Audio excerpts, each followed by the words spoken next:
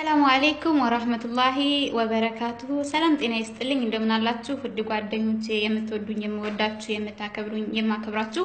በያላችሁበት ሰላምታዬ ይድረሳችሁ እያልኩኝ አረ ሰው አለቀ በሉ የመኖር ሚስጥሩን ተስፋውን ታቅፎ በደሉን ስቃዩን በዝምታ ጽፎ የውስጡን ትኩሳት በዝምታ ጽፎ ሰው አለቀ በሉ እንደ ጤዛ ረግፎ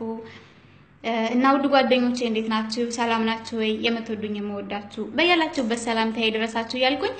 ሁላችሁንም እወዳችኋለሁና ከሰሞኑ አዲስ ነገር አለ እያልኩኝ ሁላችሁንም አጓጉቻችኋለሁ አዲስ ነገር እንዴት ነው የሚመጣው አዲስ ነገር ከየት ነው የሚመጣው አዲስ ነገር የት ደርሷል ምናምን እያላችሁ በተስፋ ለምትጠብቁ እንደኔው በቃ በተስፋ ጠብቁ ብቻ የምነግራችሁ ነገር አዲስ ነገር አለ እርግጠኛ ሆኜ የምነግራችሁ እና ሰሞኑን ደግሞ በአገራችን የሚታየው የሚሰማው ነገር በጣም ያሳዝናል እውነት በጣም ነው የሚያሳዝነው እንደ ሰው ከተመለከትነው አስተውለን ካየነው በጣም ያሳዝናል እኔ ምለው ኢትዮጵያ ውስጥ 3 ብሔሮችና 3 ክልሎች ብቻ ነው እንዳሉ የብሔር ብሔረሰቦች ቀን እኮ ሲከበር 81 ብሔረሰብ እንዳለን እንደዛ ይነገራል ግን 3 ብሔሮችኛ ችግራችን ምንድነው የሆነ በውስጣችን የተቋጠረ ጥል አለ ከባድ ጥል እሱን ነገርኛ ማስወገድ በፍቅር ማሸነፍ ካልቻለን ሀገራችን ሰላም አይኖራትም ሀገራችን መረጋጋት አይኖራትም ክፉኛ የሆነ መናጋት ይፈጠራል እሱም ለምን በቃኛ 3 ብሔሮች በቃ የሆነ ችግር አለብን አማራ ኦሮሞ ትግሬ እነዚህ ብቻ ናቸው ኢትዮጵያ ውስጥ ያሉት በጣም ብዙ ብሔሮች እኮ አሉ አፋር ለምን አይገቡም እኛ ራሳችንን ሁሉ ጊዜም የበላይነን ብለን የምናስብ ይመስለኛል በቃ ከሁሉም እኛ ዋቂነን ከሁሉም እኛ በቃ የተሻለነን ብለን የሚል አመለካከት ስላለን ሁሉ ጊዜም የከፋ ችግር ውስጥ እንኖራለን በቃ ለማንም አይጠቅም በቃ ትናንት እኮ አባቶቻችን የራሳቸው የሆነ ታሪክ ሰርተው በቃ አልፈዋል በደስታ ኑሮ አልፈዋል እኛ ከነሱ መማር ያለብን ነገር ቢኖር ቅንነታቸውን እምነታቸውን በጣም ያከብራሉ ባህላቸውን በጣም ያከብራሉ ታማኞች ናቸው ተቻችለው ይኖራሉ እንኳን አይደለም ለኢትዮጵያ ህዝብ ለሌሎች ሁላ ራሱ በቃ የሆነ ጥሩ ነገር አላቸው እኛ ኢትዮጵያውያን አያቶቻችን እኛ ግን ሁላችንም በወሬ ብቻ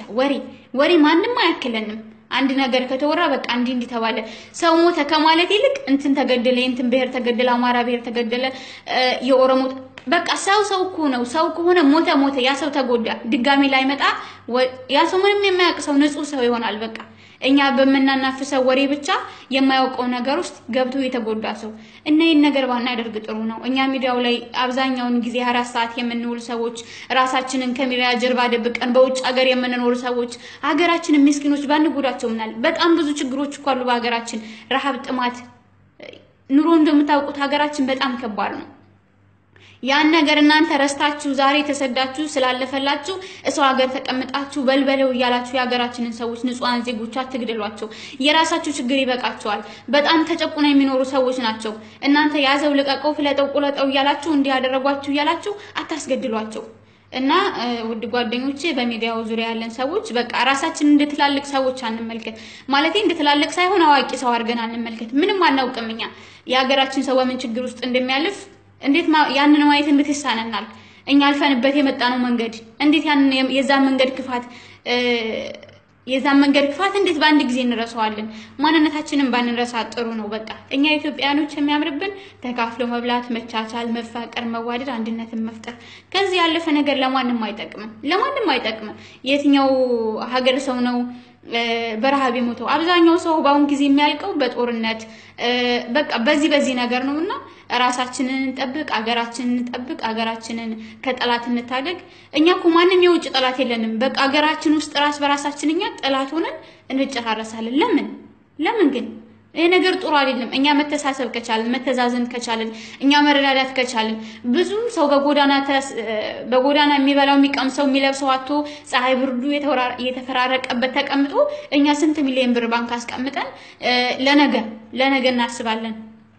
አይ ነገር ጥሩ አይደለም ብዙ ሰው የሚበላው አጥቶ የሚቀምሰው አጥቶ ሀገሩ ላይ መቋቋሚያ ነገር አጥቶ እየተሰደደ ስንቶቻችን ብራችንን ባንክ እናስቀምጣለን ስንቶቻችን ንብረት አለን አገር ውስጥ ያስቀመጥነው ንብረት አልበቃ ብሎ ውጭ ሀገር እናስቀምጣለን ለምን ግን መተሳሰብ ቢኖር መተዛዘን ቢኖር ሁላችንም አብረን ማደግ ብንችል የትና የት በደረስን ነበር ቁም ነገር ይሄን ነገር መቼም መንግስት ይሰማኛል ብዬ አይደለም ግን እኛ በኔ ተርታ ያላችሁ ሰዎች ይሄን ነገር በቃ ጥሩ ነገር አድርገን ሀገራችንን ወደ ጥሩ ደረጃ መቀየር የምንችለው እኛ ራሳችን ስንተሳሰብ ነው። እና ሁላችሁንም በጣም ወዳችኋለሁ። ተዋደዱ፣ ተፋቀሩ፣ ተዛመዱ፣ ተጋቡ፣ ተዋለዱ። ይሄ ሁልጊዜ መልእክቴ ነው እና አዲስ ነገሬን ደግሞ በጉጉት ጠብቁ። ወሰላሙ አለይኩም ወራህመቱላሂ ወበረካቱሁ።